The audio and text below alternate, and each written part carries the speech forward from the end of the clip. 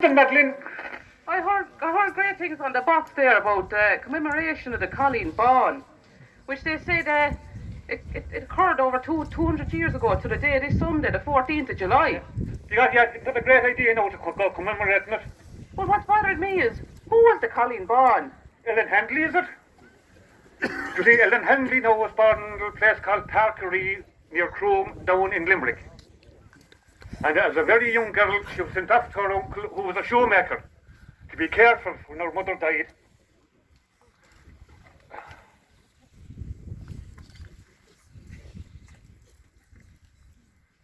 A peasant girl? But sure, how did she become famous? But you'll wait till you hear her story. You won't believe it. As a beautiful and grateful 16-year-old, she eloped and married a John Scanlon. He was a Protestant neighbour.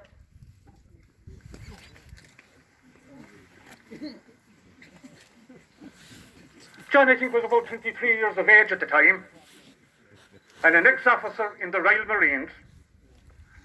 There were people with notions too, I can tell you that.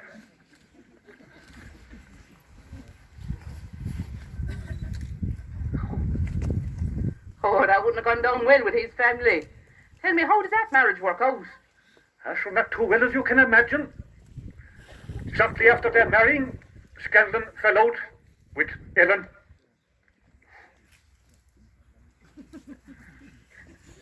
And then you see, the Scanlon family's circumstances had also changed. And his mother had chosen a lady of means who would bring money into their falling dynasty. And then, between the pressure of his mother wanting him to marry, and his lack of interest in Ellen, didn't he hatch up a plan with his faithful servant Stephen Sullivan to get rid of her?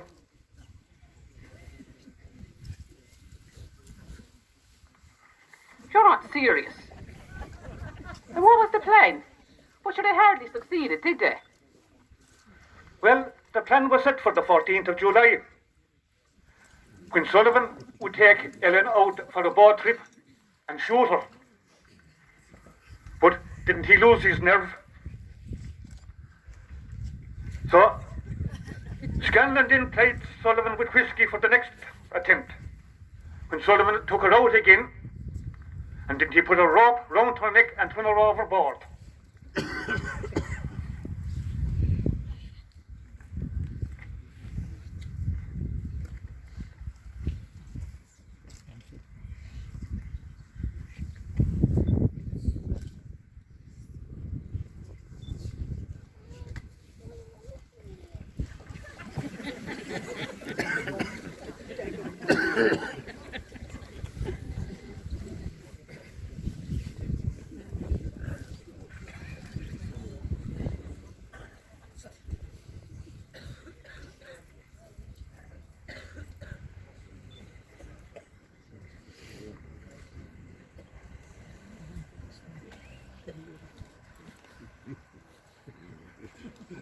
Oh my God, I don't believe it. And was that poor girl's body ever found? Oh yes, but 'twas 6 weeks later, when Patch O'Connell there and John O'Driscoll discovered her body. They were going to attend their wares back there in Poulnavary, also known as Rochford Shore.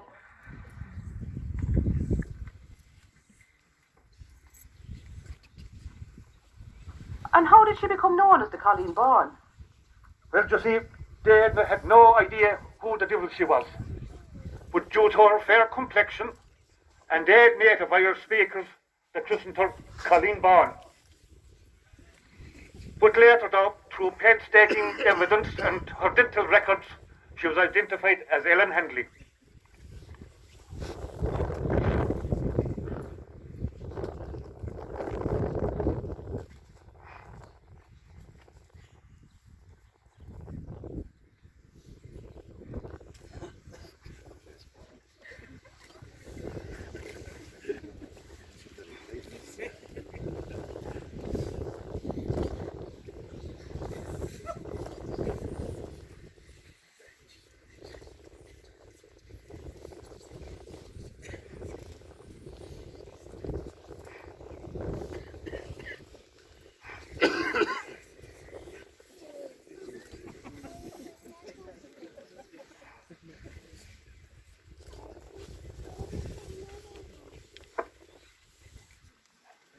Oh, God, no, for. I hope the culprits were caught. Were they? Oh, yes, eventually they were. They were then tried, and Scanlon, of course, thought of him being a man of stature, and he hiring Daniel O'Connell, the Liberator, as his defence barrister, that he be acquitted.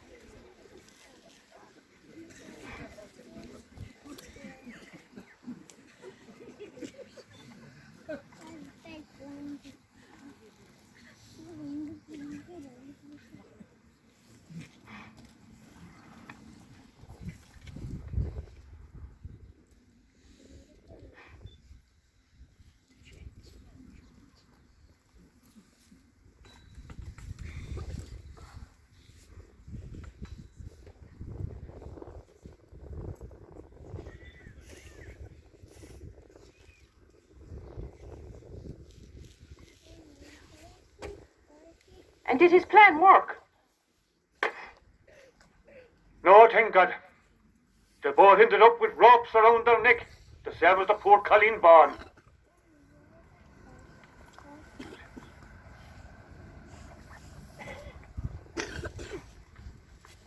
Well deserved. I'm glad to hear at least they paid for their awful deed.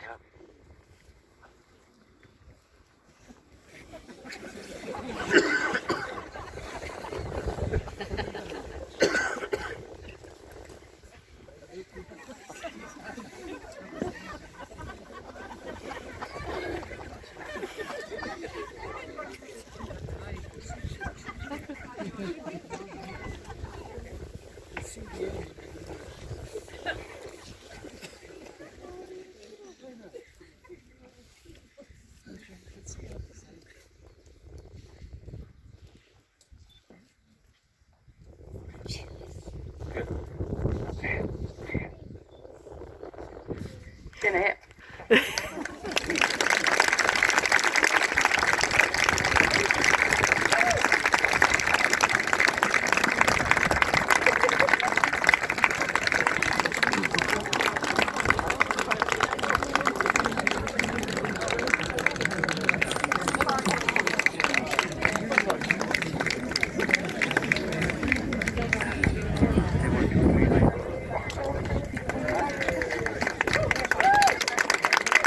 Hello, the girl, we're really going to sing the Colleen Bawn song out here.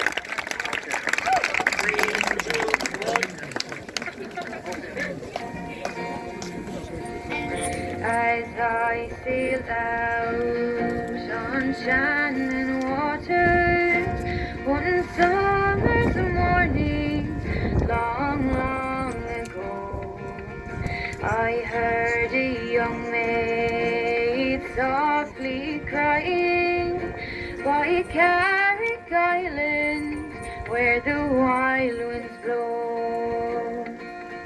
Remember me, love, when dawn is breaking. Remember me, love, when daylight ends. My ghost will rise o'er shining waters, and you'll hear me crying in the stormy winds. I stopped a while as I gazed upon her, this young fair maiden with beauty rare. Her silken hair hung down her shoulders as she cried her tears in the summer air. Your father owned fine land and corn, right youths rare your mother wore.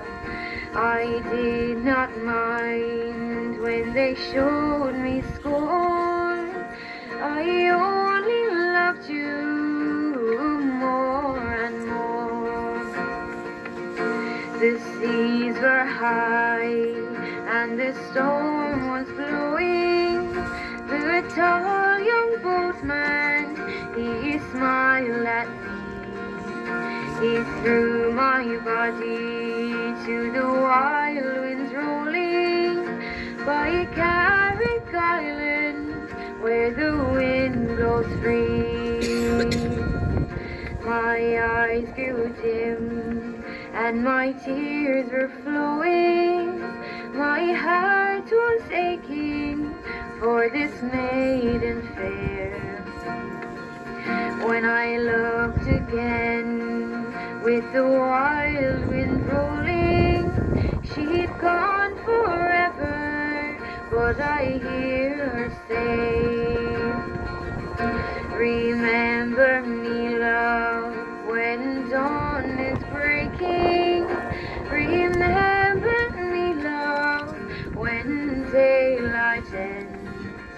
My ghost will rise o'er Shannon waters, and you'll hear me crying in the stormy winds.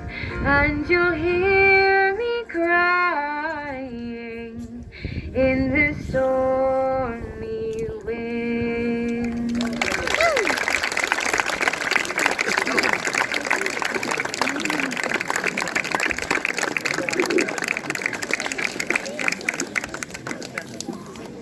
Now, ladies and gentlemen, Brother Sean is going to say a few words about it. Another very important man, Padre O'Connor, who is buried here. Relations and friends, despite what Michael had said, I've only 2 minutes, I can say very little. But that's what happened, because his brother wife Nora said, don't mind that fella, say what you like. Anyhow, to thank all associated with this place, because my mother, God rest her soul, came from here. So most of my friends are across the road, and I'm delighted and privileged to be here tonight. Now, just a few words about Peter. Peter O'Connell was one of the first ever to compile a dictionary in Irish and English. Sad to say, it was never published. It's now over in the British Library in London.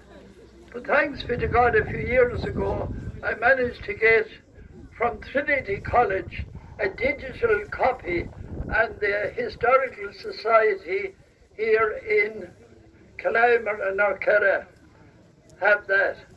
So those who'd be interested, maybe they would see that sometime. Now, just a little thing, I was told to say nothing about the Colleen Bawn because it was beautifully done here tonight. The only thing is the grave. Peter himself was not buried in the grave until 1826, whereas the Colleen Bawn had the privilege of being in the grave in 1919.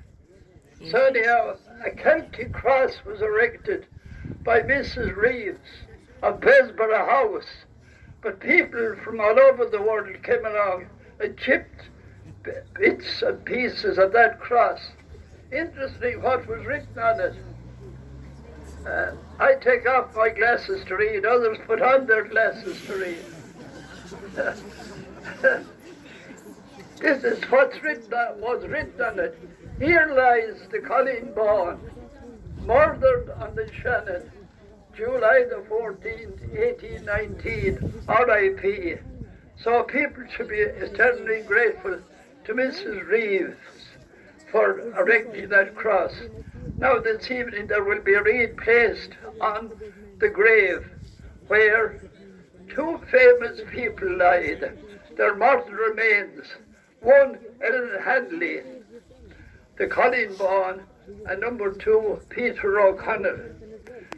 He should be remembered, and I hope that the Historical Society will start maybe a yearly commemoration, because people like Peter, who spent the last of 7 years of his life as a teacher in Wine, he would be what would be regarded as a head schoolmaster. By the way, the O'Connells, of course, came from Kerry, so at least we got something good from across the ocean. They didn't teach us how to play football, but maybe that we... Anyhow, to be serious, I have many happy memories as a young fella spending holidays in Bran with my aunt. And she was a holy woman. And I'll tell you one thing, beware of holy women. The rosary would continue on for a long, long time. Anyhow, there's a foreign station buttoning behind me, so I better say no more. Just eternal rest grant to all here and in the grave across the way. May their souls and the souls of all the faithful departed, the mercy of God rest in peace. Amen. And thanks to everybody associated with this tonight. Tonight, dear members, be an American.